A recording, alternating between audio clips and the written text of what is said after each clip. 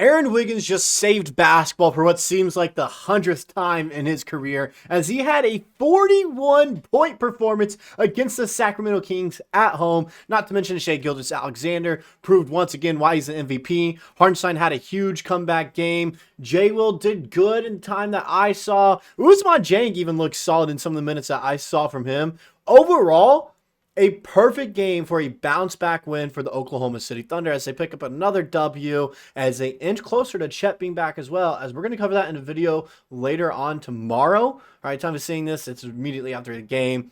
But the next day, we're going to cover Chet potentially being back sooner than we expected with some clips we saw from him. This was also a game without Jalen Williams. Cason Wallace left after the second half due to a shoulder strain, I believe. So a lot to take away from this game. So we're going to break down how Aaron Wiggins once again saved basketball, Shai Gilgeous-Alexander's performance, a bunch of other performances by the Thunder, and also some history that was made in tonight's game. Before we get into all that, though, just a quick moment. Letting you guys know, doing a charity month here on Thunder Digest. All my earnings for the month will be donated to the American Heart Association. All right. And part of that as well, do a little contest. All right. For the 3 people who donate the most. All right. All you guys be getting a Thunder jersey. All right. I have a little secret to get some cheaper jerseys. Okay. That are still good quality. All of them. All right. Are up on the wall. These are all of them right here. So get something similar to this right here. All right, top 3 donors on the chat or on the channel. All right, we'll get a jersey. With that out of the way, keep that in mind. Let's get into today's video talking about Aaron Wiggins saving basketball. Let's go ahead and look at the box score. All right, let's just bring it up, put it out in the open so you guys can look at the numbers. I know we try to stay away from box score watching, but some of these performances, you can't realize how good they are until you actually see the box score after the game. All right. Started with Isaiah Hartenstein in 27 minutes of action. He went 8 of 12 from the field. Didn't get to the line once, which is surprising for a big man, but it's fine as he had a double-double with 14 rebounds, 3 offensive boards, 6 assists right there. No turnovers. He didn't have a block or a steal, though, but he still played great defense down stretch. Shai Gilgeous-Alexander in 30 minutes of action went 10 of 20 from the field, struggling from the three-point line, which he has really struggled in this season. Not what I was expecting hit from him at all this season as a three-point shooter. Was expecting him to be close to like 50, 40, 90 splits. He's not close to that right now, shooting like 35% from 3, and I don't think that's realistic now to get those 50, 40, 90 splits this season. But he's still going crazy. 8 of 10 from the line there, 6 rebounds, 9 assists, and 2 blocks. 4 turnovers. Would like to limit that down to like three or 2.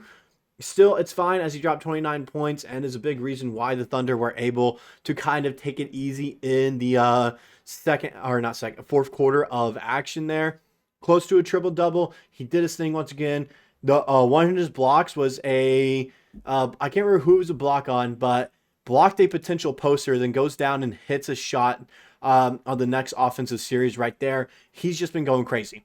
Man of the hour, Aaron Wiggins, saving basketball. 16 of 30 from the field, 6 of 14 from deep, 3 of 4 at the line, 14 rebounds. Okay, that is also absurd to see right there. 6 of them offensive boards, 3 assists, and only 2 turnovers. 41 points, career high for him.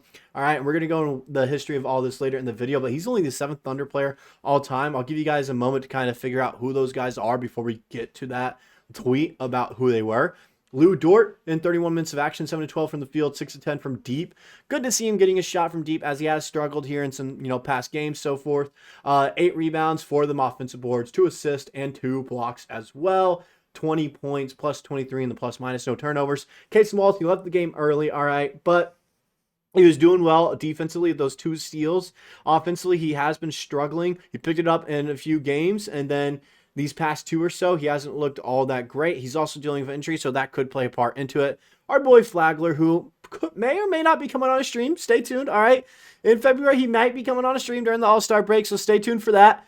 He only got 6 minutes of action. Didn't really do much, and so we can't really take away anything from his game tonight. J-Will, however, I was very impressed with him. He looked like a true big man at times with 13 rebounds, 2 steals, and a block there. Almost had a triple-double, 2 assists shy and 4 points, which would have been insane to see him get that off the bench. Plus 20 the plus-minus right there. Always take those. Ousmane Dieng got 25 minutes of action. Offensively, did not look good. Okay, couldn't hit a shot. Defensively, though, and everywhere else, I was really impressed by him.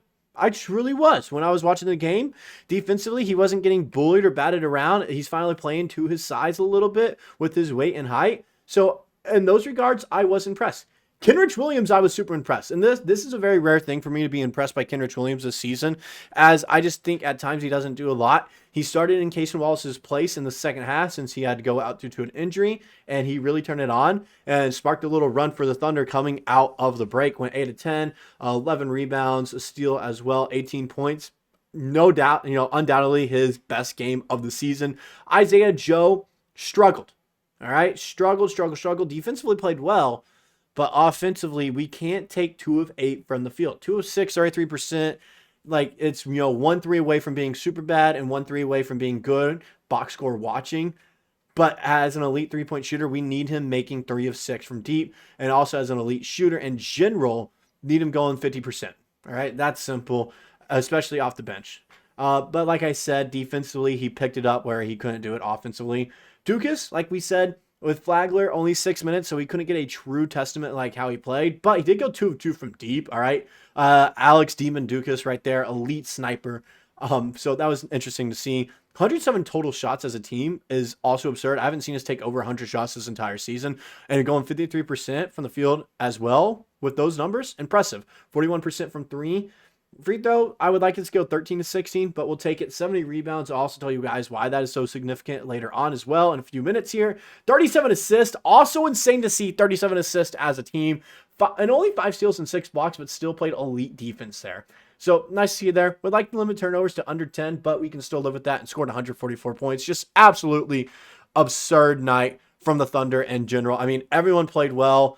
At least in some aspect of the game, whether that was they played very well defensively or they played very well offensively, or they played great on both sides. Everyone showed up in this game. It was a good bounce back win after losing to the Warriors. Now, going into some stuff that I saw, kind of talking about the game right here. All right. Nick Gallo, and this is why the rebounds were so important, all right? According to our great statistician, Chris Josephson, the Thunder's 70 rebounds is most by any team in a game this season. It's also most in a game in Thunder history, all right? So a historic game for the Thunder. We've had a ton of those this season. Next thing for you guys, here are the 7 players now that have scored 40-plus points in Thunder history. If you guys didn't get it, I'm sorry. But, I mean, you did have some stumpers on there, such as Lou Dort. As we forget, he was a demon in the bubble. He was dropping 30, 40-point games in the bubble like crazy. Of course, Kevin Durant, Shai, Paul George, James Harden, and Russell Westbrook. Pretty easy guys to get off there. Lou Dort would have been the only one that stumped people, and it stumped me for a little bit until I remembered he was a demon in the bubble offensively when he really rose up, and I was like, guys, OKC knows how to draft. Next thing right here, career highs, Aaron Wiggins, 41 points, and Cam Johnson, 38. This is the last thing that we're going to be talking about, because even I said it on the channel, and I apologize. He's really turned it around, and so I take back anything I ever said. I was like, I'm sorry, all right? Doubt he ever sees this video, but I am sorry, Aaron Wiggins, for ever wanting to trade you. You saved basketball. You will forever save basketball in Oklahoma City, all right? I just want to take that with a grain of salt because I stopped the Aaron Wiggins trade talks like a month ago, okay? And then I moved on to Isaiah Joe. He did have a good stretch of like 3 or 4 games. Now, offensively, he has struggled a ton this season, in my opinion, not to the standards that we want him to live up to. And then Kenrich Williams also threw us for a loop here, but this was his best game of the season. And it's just, I think he's getting to the point where he might not have a spot on this team unless he can put up performances like that on a nightly basis. I just don't think he can. But we're not here for trade talks. We're here to highlight Aaron Wiggins, okay? Just, we're taking that with a grain of salt, looking at it as like, that is interesting to see how Aaron Wiggins' career high is higher than Cameron Johnson. So that is interesting to see. So I'm just going to leave it right there. All right. That's all we got for this video. Let me know what you guys personally thought about this game right here. What stood out to you, whether that was good or bad? That's what I really want to know in the comment section. That's all I got. I'll see you guys in the next video.